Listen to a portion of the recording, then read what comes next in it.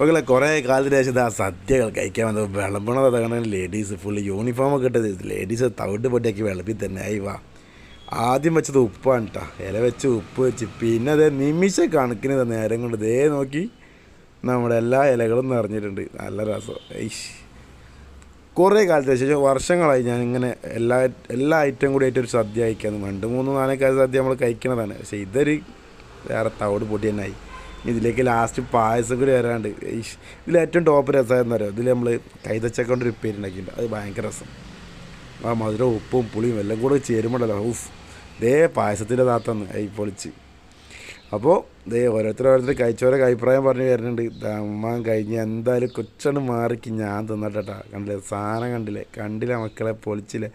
അപ്പോൾ ഇടയ്ക്കൊക്കെ സദ്യ എന്നുള്ള ഭാഗ്യം വേണം. ഞായറാഴ്ച ഒരു കല്യാണത്തിന് പോയതാട്ടോ, സംഭവം സദ്യ പൊളിച്ചേ സൗട് പൊടി. ഇനി തിന്നിട്ട് അതിൻ്റെ അഭിപ്രായം